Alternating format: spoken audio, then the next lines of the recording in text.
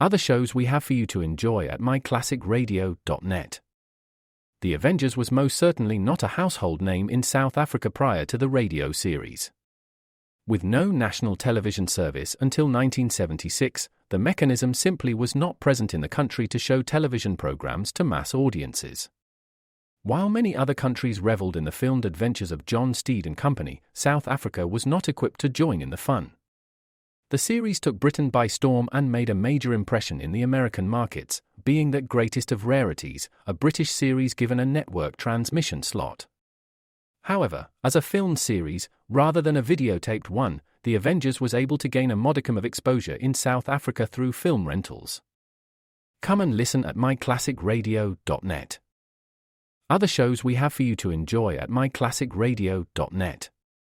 21 Precinct was a police drama broadcast on CBS from July 7, 1953, to July 26, 1956. It initially served as a summer replacement for My Friend Irma. The show was produced in cooperation with the Patrolmen's Benevolent Association of City of New York and adaptations from True Criminal in New York. The Policeman's Point of View. Historically, the 21st Precinct had been located near Gramercy Park, Manhattan. In 1929, the department reorganized the precinct numbering, and 21st designation was discontinued.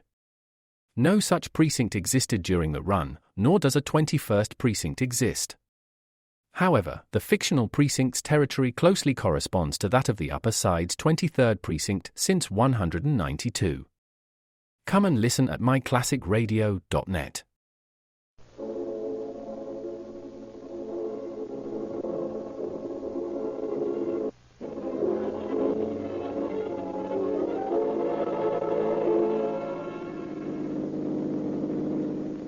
Police calling all cars, attention all cars. A bank hold up at 7th and Hoover. Police officer shot and killed. And that's all. Rosenquist.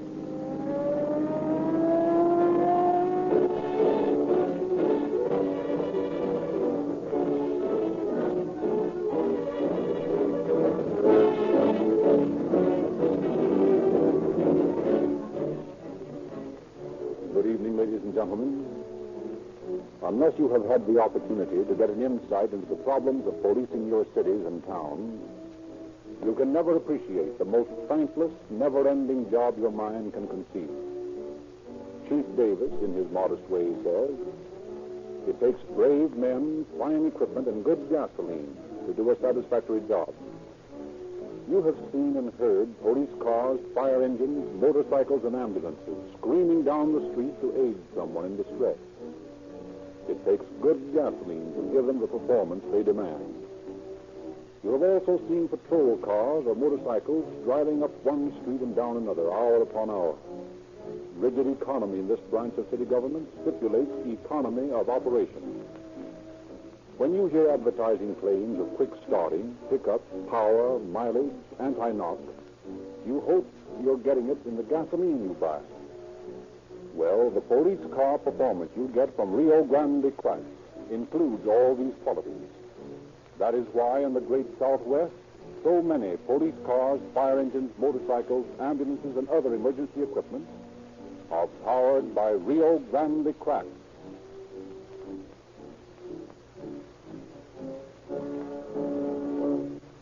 Once more, the Rio Grande Oil Company is proud to present Chief James E. Davis of the Los Angeles Police Department, whose interest in the citizen and taxpayer makes possible these broadcasts.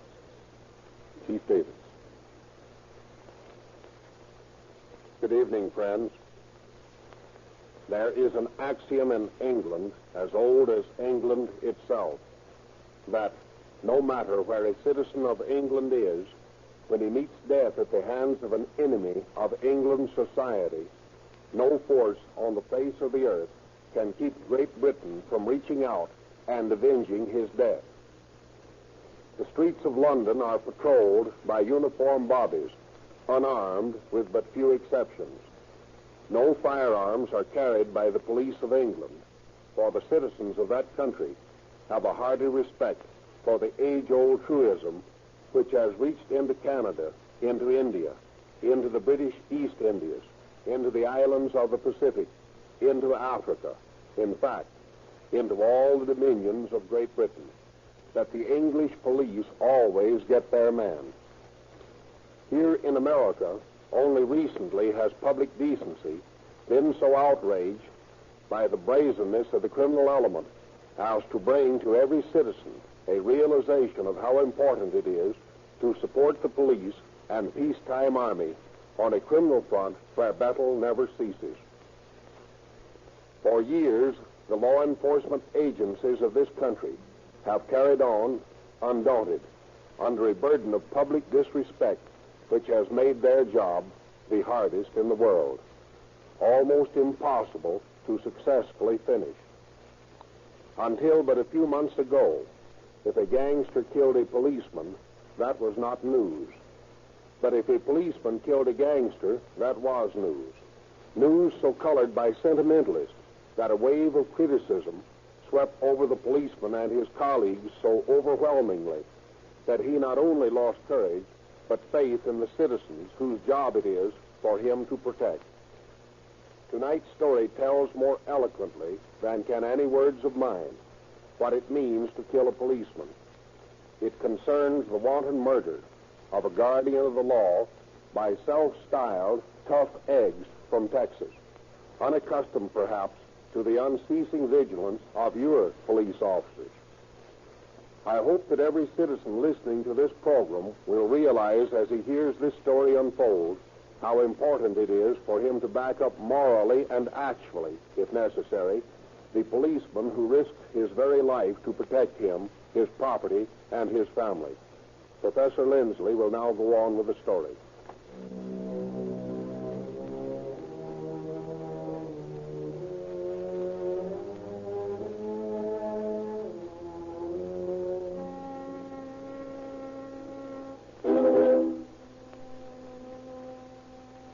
In February 1924, the police department receives a tip that the Merchants National Bank at 7th and Hoover is spotted for a hold-up. Chief of Detectives George K. Holmes details Officers Bond and Forbes, members of the department's famed Crime Crushers, an organization of 300 patrolmen working in plain clothes, to stake out at the bank. We join them on February 20th, after several days on the job, seated in a little office at the side of the main banking room. Well, this is a soft one, Forbes. Yep, don't mind it a bit. 2 days we've been sitting around here. Well, that's better than shaking down vags. Well, even shaking down vags is better than pounding a beat. Yeah, how do you know? You've only been on the force a couple of months. 6 months. Well, wait until you've pounded a beat as long as I have. And then you'll really know how soft this steak is. Say, Forbes, do you suppose somebody will try to knock over this place? You never can tell. They seem to have a pretty hot tip at headquarters. What would you do if they did try a job? What would I do? Well, Glenn, that's hard to say. You never know, for instance, what you'll do before you get into an automobile accident if you manage to do the right thing, or you don't live to tell about it. Yeah, that's right. Well, police work's the same sort of thing. Yeah, and it's swell, don't you think so, Forbes? Oh, I don't know. It's a good job. I'll say that much. Yeah, but there's more to it than just that. It's the idea of being a peace officer, keeping the peace, being on the right side. I get a big kick out of it. Yeah? Well, kid, if you get such a big kick out of it, take a look through the door and see how things are going in the bank. Okay. Say, have you noticed while we were talking it got awful quiet in there? Yeah, it did at that. Take a look. Right. Get back in there. Forbes, there's a holdup going on out there. There's a guy with a gun. Okay, kid. Here's your chance to be a hero. Unlimber your coat and follow me. I'll take you back in there. Drop that gun. We're police officers. The hell with police officers. Come on, kid. Get it to him.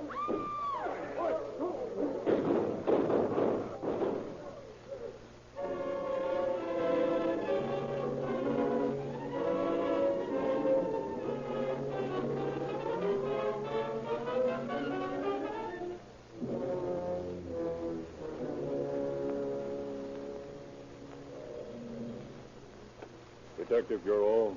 Long you been talking? What? Yeah, okay, right away. Warren Squadron, Frank hold up at 7th and Hoover. Officer Shutt, get out there, boys.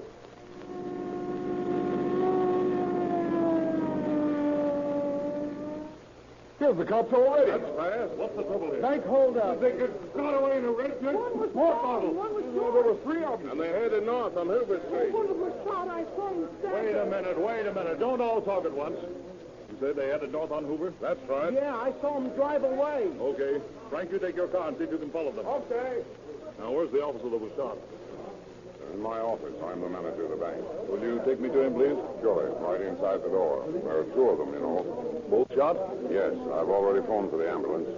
Here we are. Right in here. Forbes and Bond. Poor guys. Heard that, Forbes? No, I'm okay. Just grazed my head. I'll be all right in a minute. You look after the kid. He got hit bad. How about it, Bond? How are you feeling? Not so good, Lieutenant. He got me for keeps, I guess. But I did my duty, Lieutenant. I got him. He's wounded. Look for a guy that's wounded.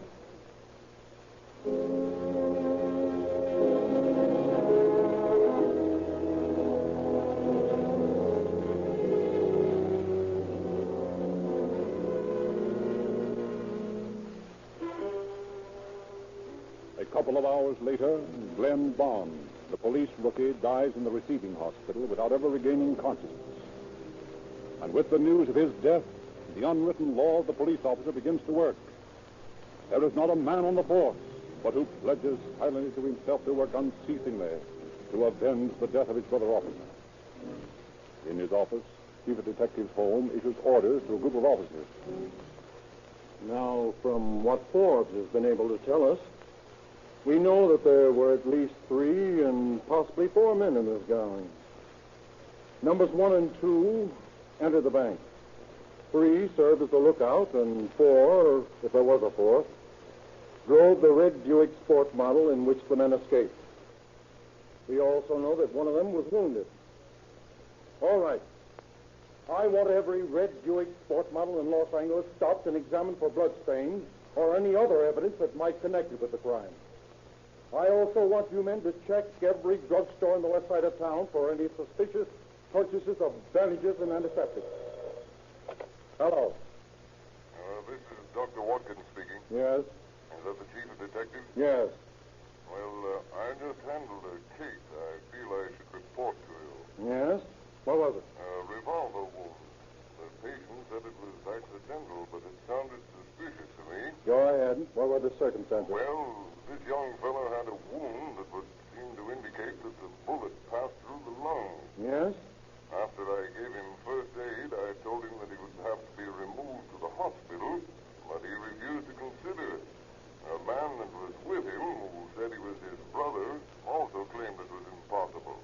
I warned him that the wound was serious and it should be treated properly, but the patient still refused to go to the hospital. And I told them I would be forced to report the matter to the police. What did they say to that? The patient begged me not to report it. He claimed he shot himself while he was cleaning his gun. But if the police found him, they'd try to hang something on him because he was on parole. I see. Well, that's all there is to it. I suppose it was foolish of me to waste your time about it. No, on the contrary, Doctor. I think you're helping us more than you know. Where did you treat this patient? It was at a rooming house, 522 South Olive Street. Fine. Thank you very much, Doctor. You're quite welcome, sir. Goodbye. Goodbye. What is it, Chief? Something hot? Plenty. Stoughton, I want you and O'Connor to go to a rooming house at 522 South Olive Street and find a man there who's suffering from a gunshot wound.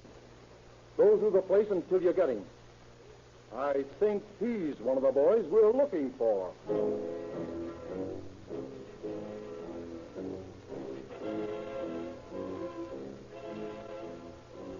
The officers conduct a systematic search of the Olive Street rooming house. Followed by a frightened landlady, they come upon a disheveled apartment on the second floor. I hope you gentlemen will forgive the appearance of this room. It was just vacated a half an hour ago, and I haven't had time to clean it yet. Just vacated a half hour ago, eh? Smell what I smell, right? Yep. Antiseptic. Let's take a look at the sheets in this bed. Blood. That's what it is, lady. Who rented this room? Why, two brothers. What were their names? Thomas was their name. Bill and Mark Thomas. Oh, do you suppose that one of them was hurt? I don't know. But my guess is he was shot by a dead man. What? Nothing. Where did these Thomas boys go? Well, I don't know. But they left here with another fellow in a green-top taxi. Oh, come to think of it, Mark Thomas, one of the brothers, did look a little sick. Anybody you know of that was familiar with them? Well, they didn't know many people. But there was a couple down the street that used to call on them. What was their name? McBride, I think it was. And where do they live? Why, in that hotel just 3 doors down the street. Okay, lady, and thanks. Come on, Eddie. We'll pay a visit to the McBrides.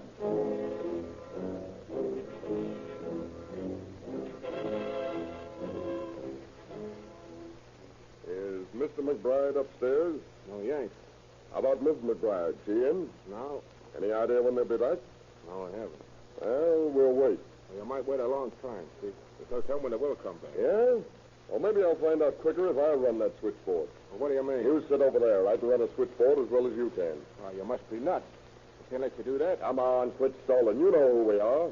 You probably know why we're here. Now move over there and make it snappy. I'm the telephone operator for a while. Mike, you better go up and wait in the room. Okay. Hey, you, which room are the McBrides in? Well, I don't know. Listen, Sonny, I'm going to lose patience with you in a minute and run you in. Now, which room is McBride's? 115. That's more like it. Let's see. Yeah, here's the key. Go to it, Mike, and ring me down here if they come in the back way.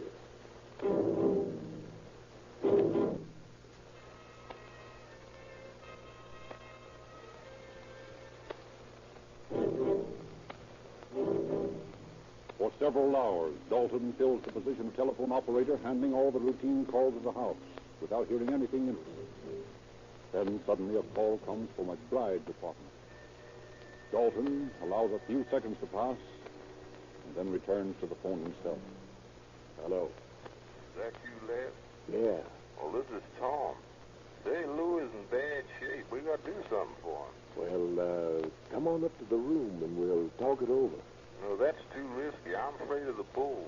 Well, let's see then. I'll tell you. I'll meet you in front of the garage at 4th and Ellies in 10 minutes. Okay, I'll be there. Hello, Mike? Yeah, what's doing? Plenty. Come on down. We're going places.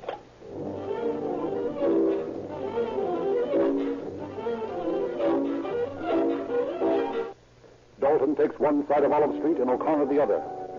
As they approach the corner of Olive and 4th, they discover to their disgust that the meeting place Dalton thought of on the spur of the moment is obscure. There are 3 garages at the corner of 4th and Olive. However, the officers can do nothing about it except keep on the lookout for a young man who might look as though his name was Tom. O'Connor softly calls several passersby by Tom with no success, and is about to give up the vain waiting when a tall young man approaches the corner, looking up and down the street. O'Connor quickly walks up to him. All right, Tom. Why? Well, my name ain't Tom. Wait a minute, brother. I'm a police officer. I want to talk to you. Hey, Eddie. Come on over here. Okay. Now, what's your name? Bill Smith. How long you been in town? Me? Not very long. Just up here for a visit. From Texas, I suppose. Yeah. How could you tell? Can't miss that accent. You know many people here? Nobody, hardly. Ain't been here long enough to get acquainted. Ever hear of anyone by the name of McBride? McBride? No, I don't know anyone with that name. You, working? Not yet. I'm looking for a job, though. Well, you must be about broke. Suppose you come down to the station with us and live on the city for a few days.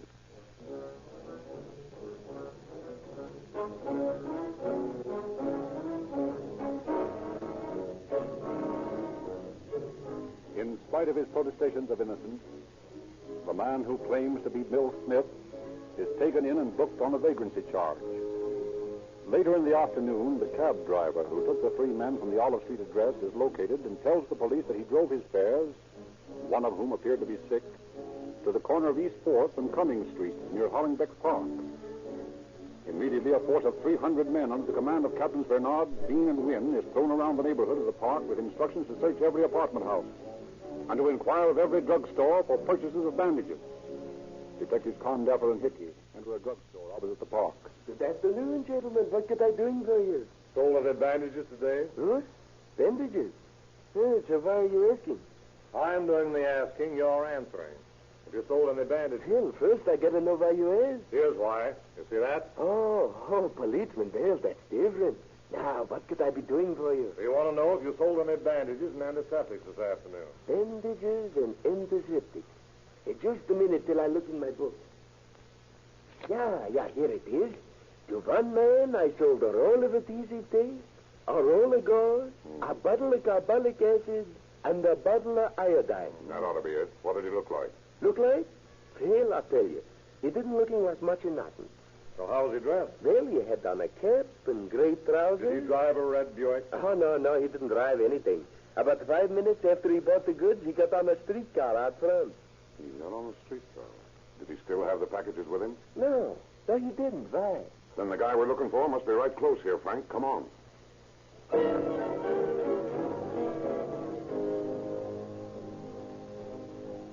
The search is centered on the neighborhood in the immediate vicinity of the drugstore. 2 apartment houses are entered without success. But the trail grows warm as Hickey and Condaffer interview the landlady of the third. Why, yes, there's a sick man here. I don't know what it is the matter with him. What apartment's he in? Why, number 6, just 2 doors down the hall. Who's it registered to? Mr. Grant and his wife. Okay. Come on, Jerry, let's talk to him. Right.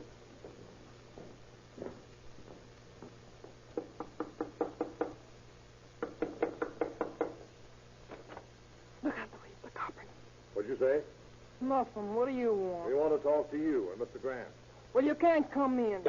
You slam the door in my face, will you? Come on, Frank. We're going in. Let that gat alone, fella. Put your hands out your side. Haven't you had about enough shooting for today, young fella? Oh, what's it to you? Can't I shoot myself if I want to? Sure, but not policeman. Get that gat under the pillow, Kiki. Okay. Now, what's your name, kid? I ain't done nothing. Nothing wrong, only I'm a parole violator from the state reform school. Now I'll have to go back there. We'll worry about that later. What's your name? Louis Perry. Who's this girl? She's my sister-in-law. She's been trying to fix me up. She ain't done nothing. Maybe she hasn't. Well, we'll take it out of the station with us. What for? You haven't got anything against me. Oh, go on with them, Billy. They can't do nothing. They can't keep you. Just don't tell them anything. You got nothing to tell them anyway. I shot myself cleaning my gun. That's all. Go on with them, Billy. Oh, all right. I'll get my hat. Just a minute. I'll take a look in that closet before you do. Uh-huh. I thought so. Look here, Jerry. 245. And the kid's coat. Nice bullet hole in it. So you shot yourself in the back cleaning your gun, eh, kid? Where are the other boys that were in this job with you? No. So you want to go through the trap alone, huh? The trap? Sure. You killed a copper, didn't you? No, I didn't kill a copper. I didn't kill anybody. I swear it's the truth. I'm innocent. Innocent, I tell you. Yeah, and I'm a ballet dancer. Call the ambulance, Jerry, and we'll get this kid to the receiving hospital.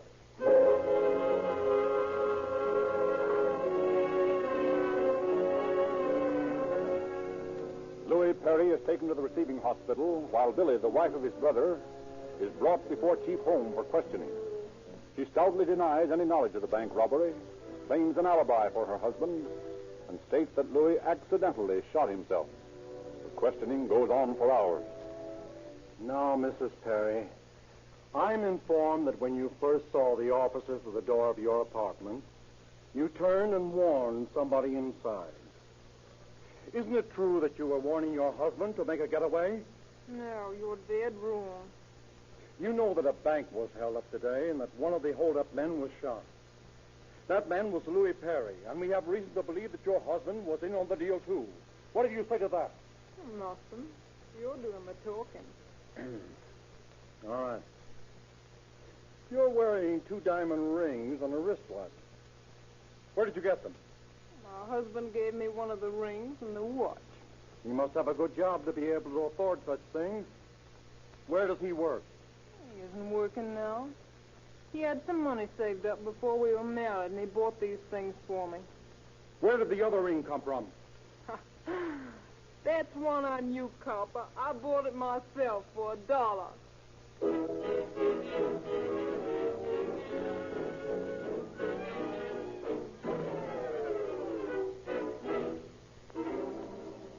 Continued questioning of Billy Perry fails to uncover a single enlightening fact regarding the whereabouts of her husband or the identity of the other members of the gang. Louis Perry, questioned at the hospital, is likewise silent. The investigation is checkmated until late that night when the operator at Detective Headquarters receives a strange phone call.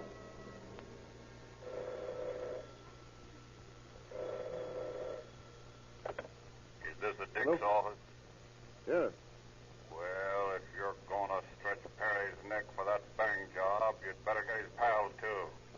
Find Eddie Montijo and Tom Bailey. Eddie who? Montijo. Montijo. Who is this speaking? You think I'm crazy enough to tell you who I am?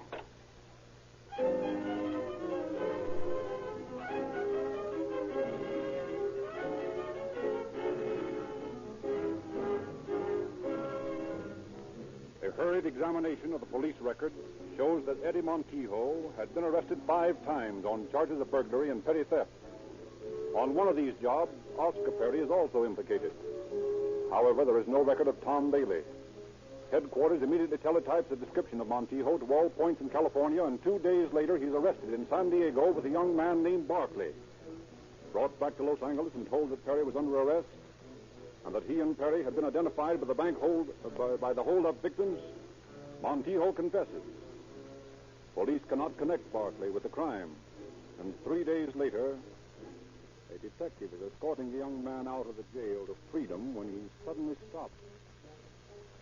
Hey, wait a minute, Captain. I think I see someone I know in that cell.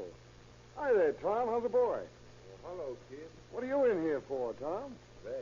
Well, I'll be seeing you soon then, huh? Yeah. Come on, Barkley. Okay. Who's your friend? Tom who? Well, it's Tom Bailey. Don't you know him? I thought at first he was in for the same thing Eddie got hooked for.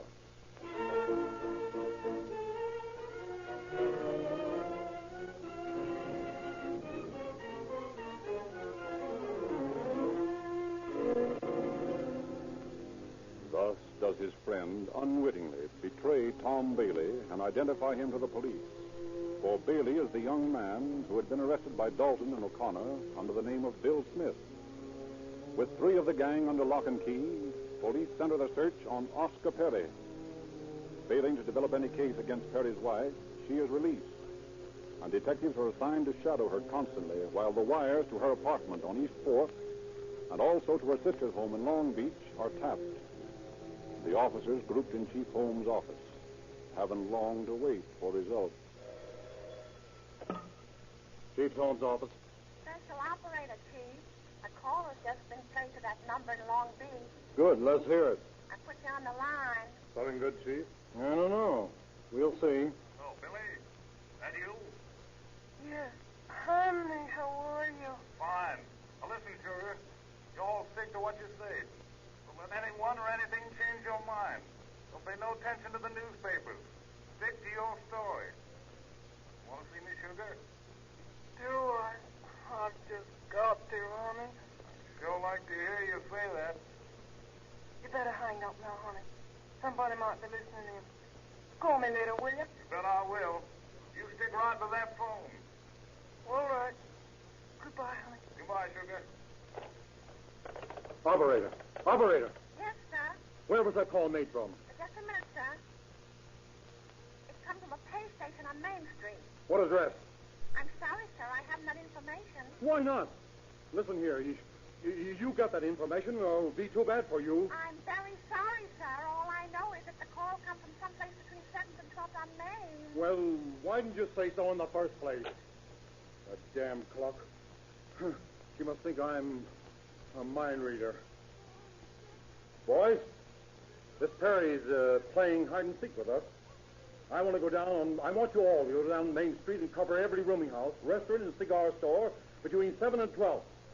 Bring in Oscar Perry, and don't come back without him.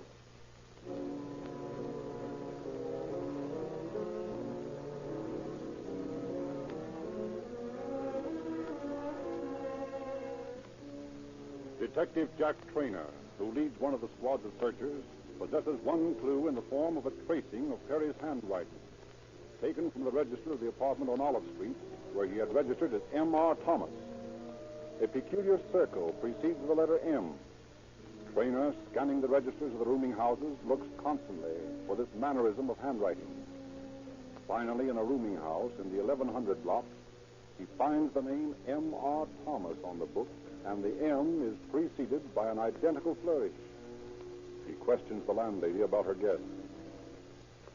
Who is this M.R. Thomas? Why, a young fellow who just come in. He's in room 3. Room 3, huh?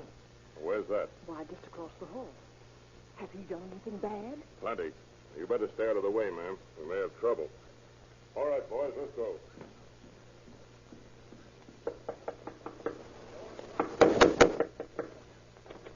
Now, stick 'em up, Perry. What do you want? Frisk him, Eddie. What is this, a surprise party? Yeah, and we bought you a present. A nice pair of steel bracelets.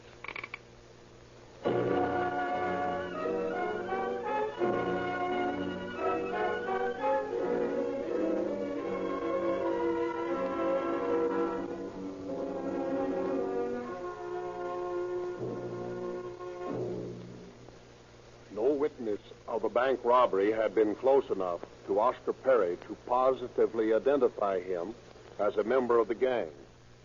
Still, at a show-up a few days later, he was identified as the hold-up man who had robbed the Barbara Cafe of $700 2 days after the bank job. Louis Perry, Edward Montijo, and Tom Bailey, positively identified as the bandits, were speedily brought to trial and found guilty of first-degree murder with no recommendations. On July 10, 1925, they were executed at San Quentin Penitentiary. Oscar Perry was found guilty of first-degree robbery and given a sentence of from 5 years to life. Thank you, Chief Davis.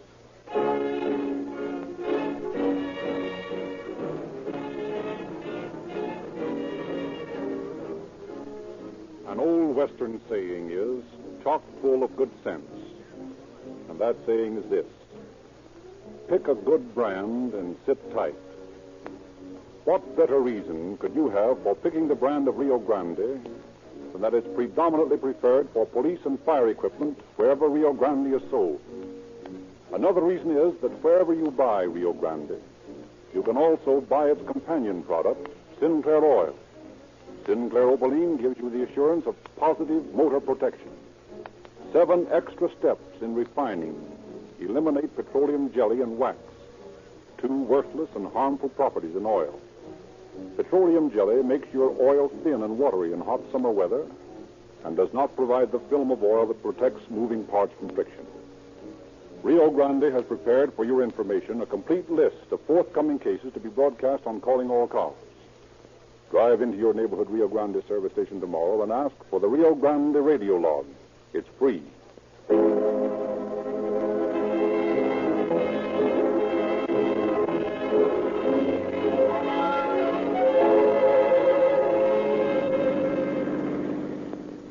Los Angeles Police calling all cars, attention all cars, cancellation broadcast 39 regarding an attempt bank robbery.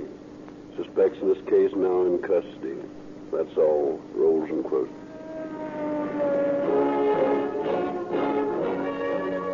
This is Frederick Lindsley saying good night for the Rio Grande Oil Company.